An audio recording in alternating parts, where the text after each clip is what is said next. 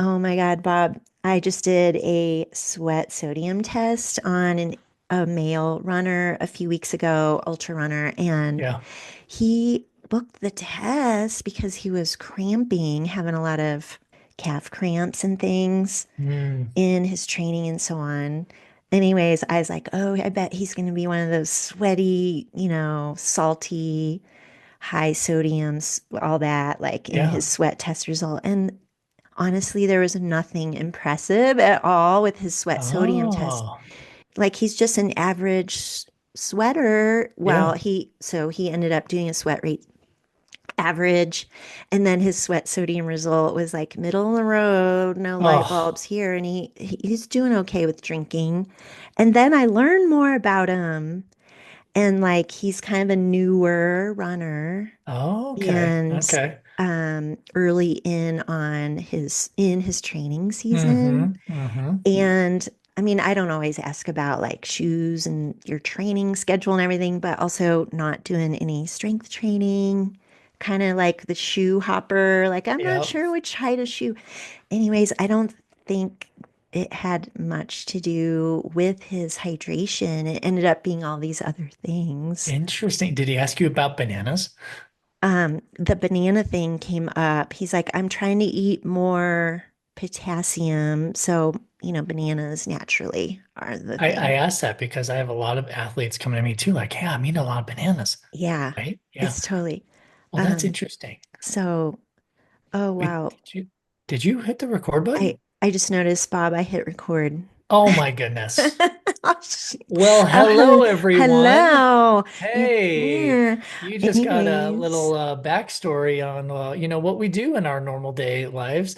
Hello, listeners. We actually did that on purpose to kind of intro this episode. So hopefully you enjoyed that intro. And where we're talking today about cramping and specifically muscle cramping. cramping and maybe not specifically bananas, but we'll definitely loop that in somewhere because I think it's important. But no, now's the time of the year, D, where we get a lot of these athletes Yeah, coming out saying, "Hey," and good for this guy for saying, "You know what? I want to sweat sodium concentration test on. I want to figure out my body. I want to learn it." So kudos to him for doing that with you because it's so important to know your body.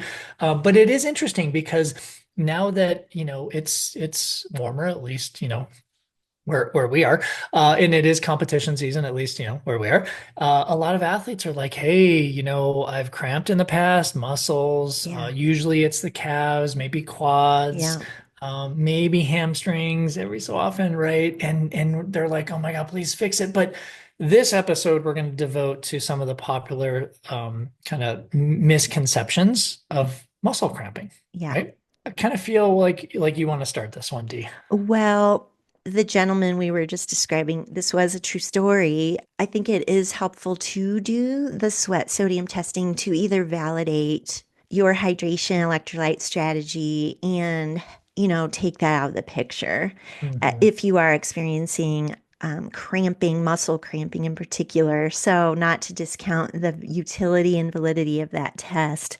But a lot of people do go to the potassium side of Mm. things to solve their cramping issues. And some of that is just because that thing's been around, like just eat more I bananas. know, totally right. Yeah. And so while it's true, some of us aren't getting enough potassium in our daily nutrition, I would say that's not usually the fix or a magic bullet is like eat more bananas or any kind of you fill in the blank potassium source worth looking at, but it usually is not, again, not the fix. Yeah, and it's not that potassium is not important. It's just one of the electrolytes. There are a handful of electrolytes that are lost in sweat, Yeah. and the number one that is lost in sweat, the highest, is sodium. So that's the one that we usually Yeah. target. That's the one that research always targets. Mhm. So yeah, we're not saying that potassium or magnesium or calcium is not important. We're just saying, you know what, those are in less amounts. So Yeah. that's probably not the first cause of concern, right? And Bob, just thinking historically, like where we came from, and I know you've been in the industry a lot. I almost said a lot longer, but longer than Yeah. me, Yeah. and just like the trends, because we used to think muscle cramping was only electrolytes and Oh my gosh. hydration. Yeah. Like And eat more salt, it'll be fine. yeah, now we know, or drink more water. And Yes, now we yes. know there's so many contributors to what can affect the intensity or frequency of muscle cramping. Yeah. And so the thing related to hydration I wanted to mention is I think that thought process is still out there a bit. So we want to break it down for our listeners, like just drinking more water Mm, doesn't help. In fact, that can work and make to make this whole thing worse. mhm. And so, really trying to pay attention to what you're drinking. And if you are drinking a lot of water, or perhaps it is, again, maybe under drinking fluids, period, no matter. I mean, these are still like, if we're kind of going through a checklist of a hierarchy of like, let's break this down and get into a systematic approach of looking at the reasons why you might be cramping. I mean, hydration is certainly a top thing to examine. Yeah, it is. I feel like a lot of people they kind of pick apart like, oh, it's salt. I need more salt or I need less Yeah, salt or whatever. And then, oh, well, I need to just drink more water. Well, yeah, then you're diluting a lot of your electrolytes. So yes, that's a little counterproductive. yeah, So it's funny because there is a fine balance, not only between electrolytes and even within the electrolytes, intra-electrolyte, sodium, potassium, magnesium, calcium, chloride, all those things, but also with water. And it's funny because I continue to experiment with this, D. Like I know like when I'll do like a shorter training session and sometimes I'll just bring water. And I don't know why I keep doing this to myself. I think just in the spirit of N of one experiments. But every time I come back from those training sessions, I feel lousy. Like I don't necessarily cramp, but I yeah. feel lousy. Like it's just fatigue and obviously there's a lot of other variables there, but it goes to say that I mean, should we just be drinking plain water and a lot of it during training or racing? I don't think so. I really No, don't, right? yeah. Yeah. But that doesn't also say, like, don't take this and say, oh, well, then Dina and Bob are just recommending me drink a sport drink the whole time. Hmm. Not that either, right? There's a happy medium there. But here's the thing that I kind of wanted to open with the whole muscle cramping because I have a lot of athletes, ask me point blank, why do I get muscle cramps?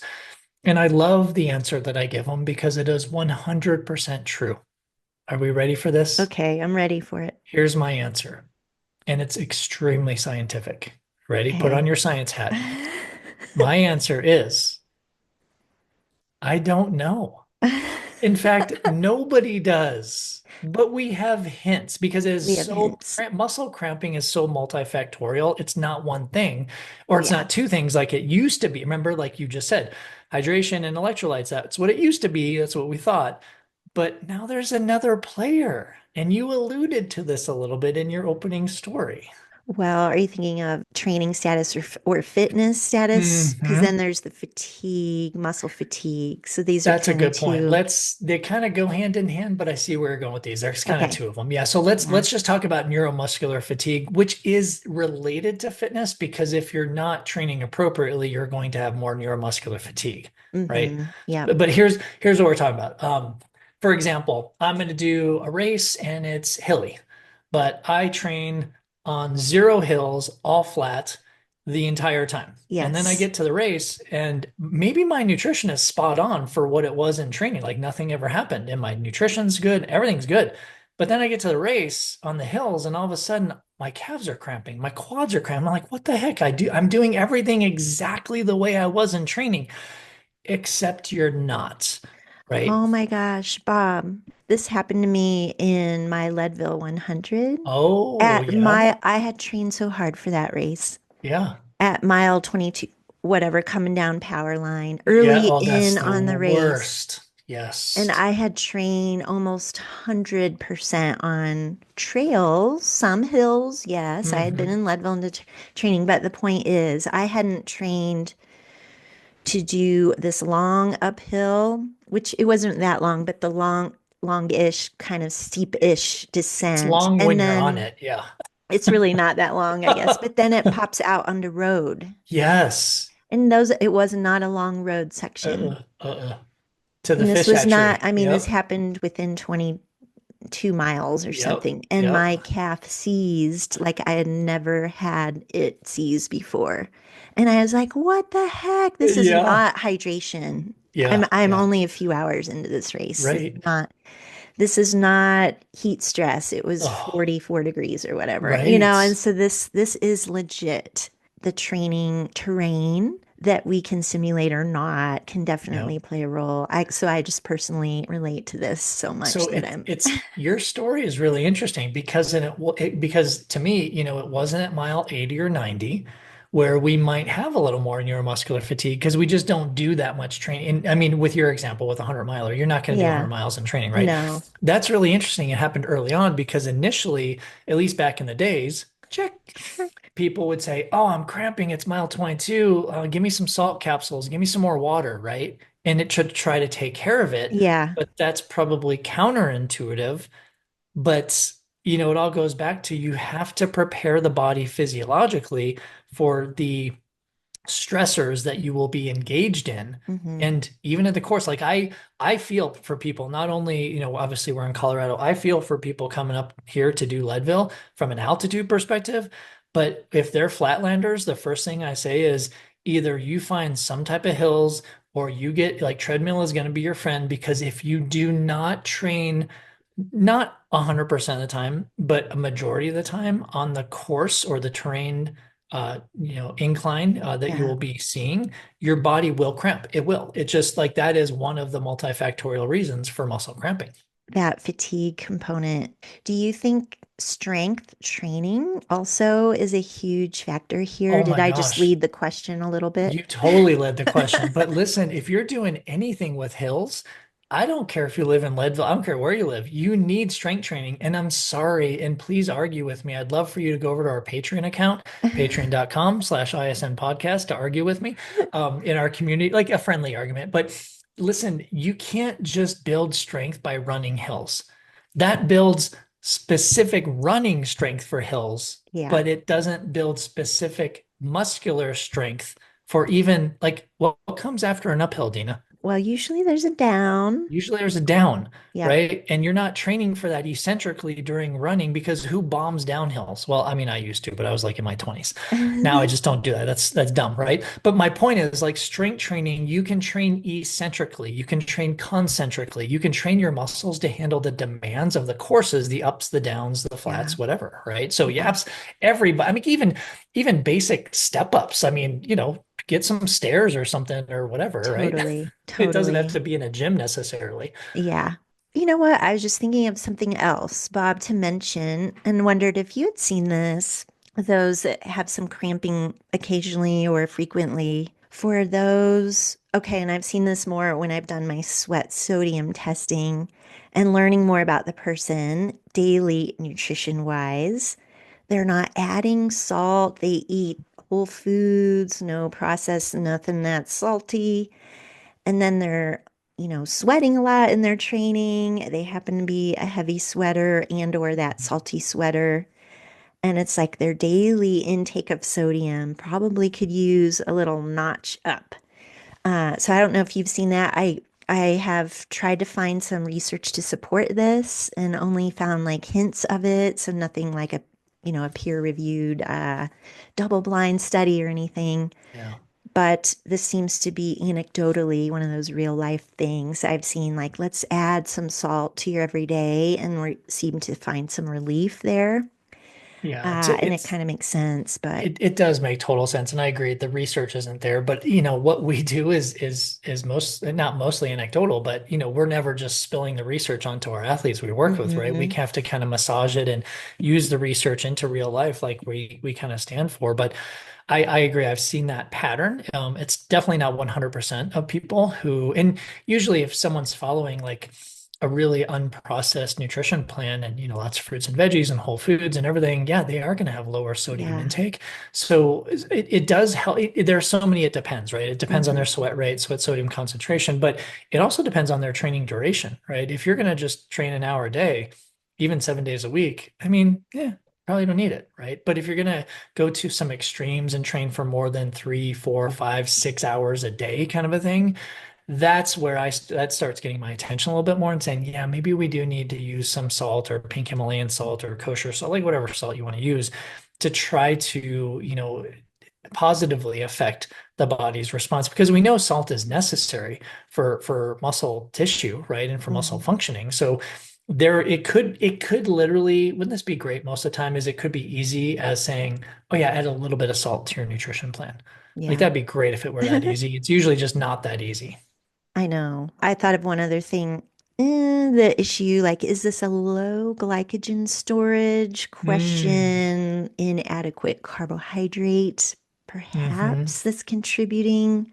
That's being questioned a little bit, but Yeah. I know that has been presented in some research that cramping could be totally related to a fueling issue. Yeah, I see that. I see where they could go with that for sure. They, Hmm. meaning the researchers. I'm going to put my coach hat on really quick because here's the thing. If there's so many ifs in so many situations and scenarios, but if an athlete is training with adequate carbohydrates, right? But then they get in a long distance event and they cannot keep up with their carbohydrate fueling needs because it is pretty difficult for some people, then the fatigue starts happening. Yes, muscle glycogen storage gets lower, but they're also, so far into this, they're pushing their body. Maybe they're on power line in Leadville and it's mile, what would that be, 70-ish, coming inbound again. And your muscles are just tired, right? Yeah. And now you have less glycogen and maybe you are dehydrated. Like that's a perfect storm kind of a thing.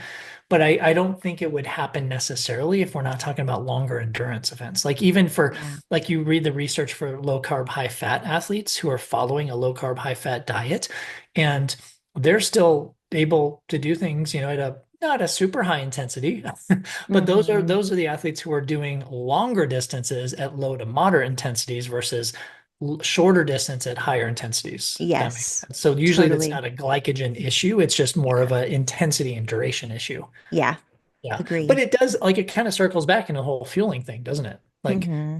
we know we need to fuel the body and we know we need to hydrate, we know we need sodium and electrolytes, but we also know we need to be muscularly adapted to the task at hand. And I kind of Yes. feel like, and I'm victim of this too, like I'll go into competition sometimes undertrained, whether that's aerobically, cardiovascularly, or muscularly. I think we're getting a lot more, like the attention much more these days is being put on muscle preparation, which is great, because I think that, especially for long distance endurance events, I think that is one of the determining factors of success is how well your muscles are functioning and how strong they are prior to going into the event. And not that you need to be like a bodybuilder, power lifter, or whatever, but you need to do some strength training, whether it's in a gym or just functional stuff with your body weight. Hmm.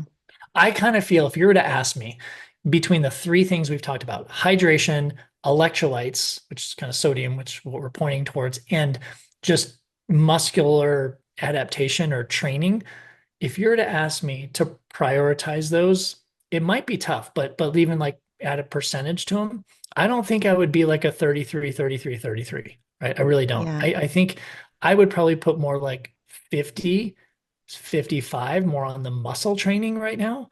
And then the rest of it spilling over into the hydration and sodium. That's how strongly I feel Yeah. about adapting the muscle system for these tasks. It definitely, yeah, from when I was an early sports dietitian to nowadays, which has been a number of years, agree, Bob, that muscle health and integrity of the tissue and everything, strength, functionality, all Mhm. those things, huge. Yeah, and it is. And hopefully, listeners, hopefully this helps. But here's what I'm going to challenge all of you to do. I want you to go to our Patreon account, right? Patreon.com/ISN podcast. And we have a couple different memberships. Sign up for the free membership, engage with us in the community, because here's the question I want you to go to or I want you to answer in our free community. Have you had muscle cramping? And if so, did you think it was due to electrolytes, hydration, or just lack of muscle strength or preparation? So let's Yeah. start a discussion on this. I think we can maybe even do a poll, Dina. Yeah, That would we'll kind of do be a cool. poll. Let's do Yep. a poll because Hmm. we can also help you listeners in trying to identify maybe which of the three is more important for you, right? I think that Hmm. would be super cool. And I'm actually going to I just thought about this, D, for our gold members, our top line, which by the way, if you haven't listened to our podcast lately, We are unsponsored, non-sponsored, so we don't take any money from anybody. We do have our Patreon account. We have our free membership. We have a silver and a gold membership. Silver and gold membership is just a couple bucks a month that just basically helps us keep the podcast going and paying the bills of the podcast. So we bring all this wonderful content to you. So if you would like to help us, yes, great, that'd be fantastic. But in our gold membership, we provide a lot of behind the scenes, a lot of Bob and Dina recommendations. We get down to your specific Q&As, and here's what I'm going to do, Dee.